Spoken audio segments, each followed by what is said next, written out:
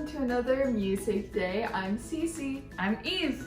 And today we're gonna start off with a little bit of a chill activity. So we want you to think about things that have happened recently, and we want you to think of 3 different things specifically, which is a rose, something good that happened this week or recently, a bud, which means something that you're excited for, and a thorn, which is something that maybe not so good happened recently. So you can do it in any order you like. I'll go first with my own rosebud and thorn. So I think my thorn was that I didn't sleep very well last night. My bud is that I'm very excited to eat some good food at lunch.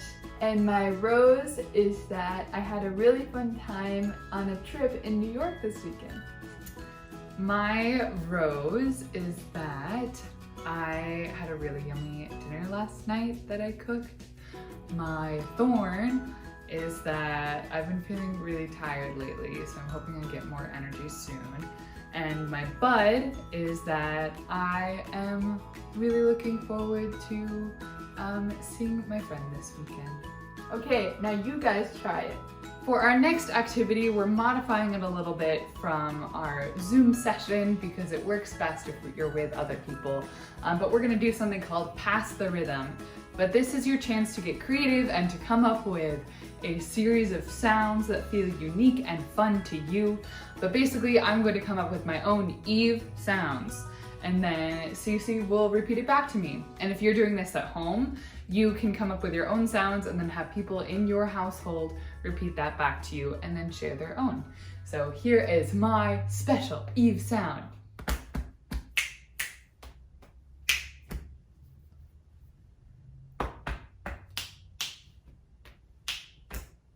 Yay! What's your special Cece sound? Okay, I'm gonna do... The last part's not a sound, it's just a feeling. Alright, so this is the Cece sound. Yeah. Nice. So go ahead, take some time, come up with your own sound. You can even add in singing if you want to, but just make some fun sounds and movements with your body.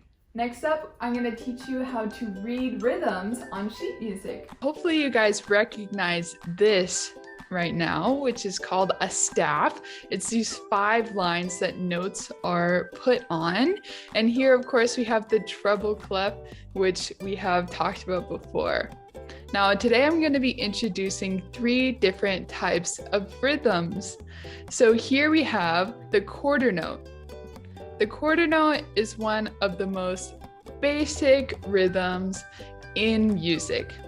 And usually it represents 1 beat. So you can think of a quarter note. Let's say I'll do 4 quarter notes in a row. 1, 2, 3, 4. Great. Now, if you take a look down here, I wrote out the next one, which is a half note, and a half note is worth 2 quarter notes. So before, the quarter notes went like this. 1, 2, 3, 4. Now I'm gonna clap 2 half notes in that time. I'll be speaking the quarter note beat, and I'll be clapping the half note beat. So 1, 2, 3, 4. So you can hear how 4 quarter notes becomes 2 half notes, or to make it simpler, 2 quarter notes become 1 half note. Next up, I'm going to introduce to you guys the whole note. The whole note is worth 4 quarter notes. You can also think of it as 2 half notes if you want. And so I'm going to once again say out loud the counts that are the quarter note, and I'm going to clap the whole note. So we have 1, 2, 3, 4. 1, 2, 3, 4. So you can hear how the whole note lasts much longer than the quarter note. All right, now we're going to practice reading these rhythms. I'm going to give you a count of 4 that represents the quarter note beat, and then we're going to practice this rhythm right over here. All right, so ready? 1, 2, 3, 4. 1, 2, 3, 4. 1, 2, 3, 4. 1, 2, 3, 4. That was great! So you can hear how putting these different notes together can help you make a more complex rhythm. Now that Cece has taught you all about how to read music, we're gonna bring back a game we played before called Poison Rhythm, where it's kind of like Simon Says, there's one specific sound that means don't repeat it back, but everything else you are repeating back. So for this one, I'm going to clap a rhythm that is 1 quarter note, 1 half note, and then a quarter note. So it would sound like this. So if I clap that sound, then you don't repeat it back to me. If you get lost, follow Cece, but any other rhythm, you repeat it back. All right, remember that's 1 quarter note, 1 half note, and another quarter note. All right, here we go.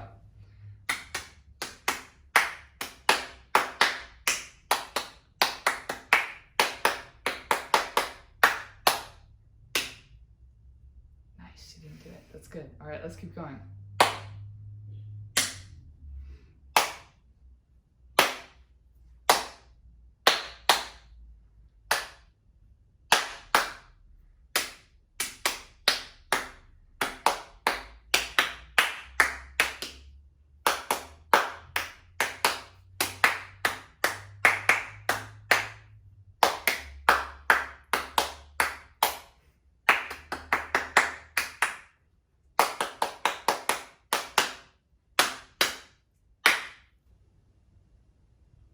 Nice, good job Cece, and good job everyone else. That's Poison Rhythm. We have a very special guest named Kevin, who is here to teach us about 2 instruments that he plays, the banjo and the harmonica. Let's welcome Kevin. Hey everybody, my name's Kevin, and I'm going to tell you guys a little bit about 2 instruments that I absolutely love, the harmonica and the banjo. So, to start it off, got the harmonica right here.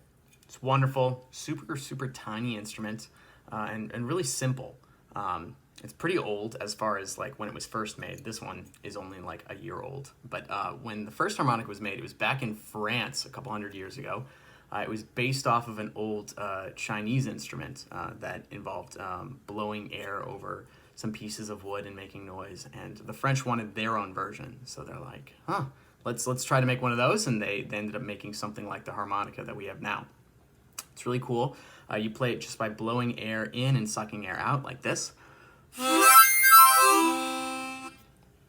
It has 10 different holes on the back here, and they're even numbered for you to make it easy, 1 through 10. In every single hole, you can blow air in and get one sound, and then you can suck air out and get another sound. And combining all of that, you can make a song happen. It's a combination of playing just one hole all by its own at a time like this.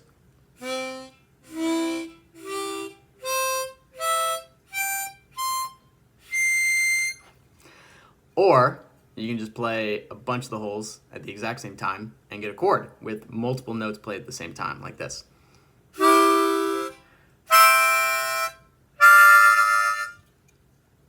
So take all that and kind of mix and match it together, and you get a song like this.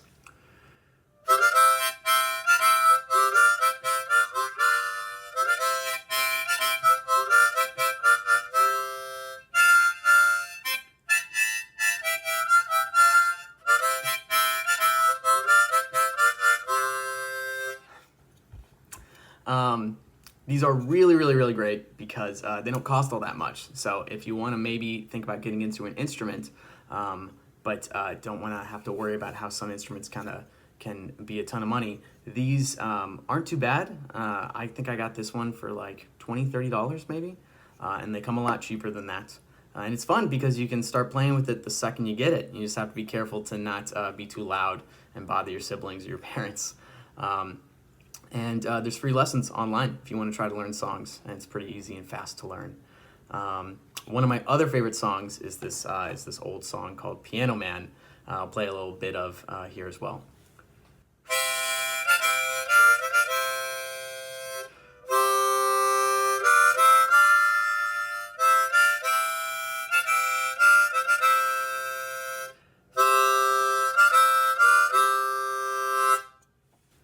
So that's the harmonica. Wonderful little instrument. Getting to my other favorite instrument, we have the banjo. Now the banjo is a very, very cool instrument, and it's a relatively old instrument as well. Maybe not as old as the harmonica. It is very, very similar to the guitar or the ukulele. As you can see, it's got 5 strings instead of 6 like the guitar. 1, 2, 3, 4, 5. It's got 4 long strings that go all the way from down here, all the way up to the top of the banjo here. And it's got 1 little kind of baby string that goes from all the way here, and it stops halfway up. And you just do that so they can make it sound the way they want it to sound. The cool thing about the banjo is it was made in the USA a little bit over 100 years ago. An African-American person that was living here wanted to make an instrument that was really similar to an instrument they had back in Africa. And so they took the materials that they had, and they took some kind of leather and stretched it over a big round drum head like this, and they attached some strings and a long piece of wood and put it all together, and they got the first version of the banjo. They started telling their friends and their community about it, and it spread all over the place and became super popular. It was used in a lot of folk music and bluegrass and some jazz and stuff like that. There's a couple different ways that you can play the banjo. One is playing it just like you play the guitar or the ukulele, which is pretty nice because if you already know a little bit about the guitar, sometimes it's not as hard to jump over and learn the banjo. You can play it just by strumming one hand down here and just hitting all the strings together, and then your top hand makes chords while you're playing. It sounds a little bit like this.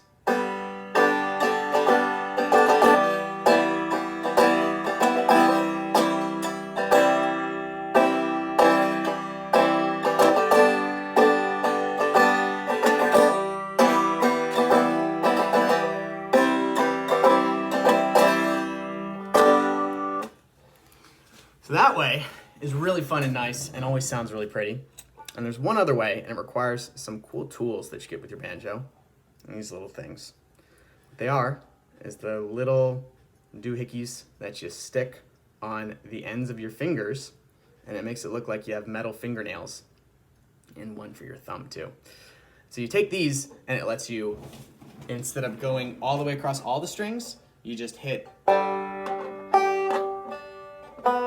one of them at a time each. And then banjo players use that to play kind of these interesting sounding one note at a time songs like this.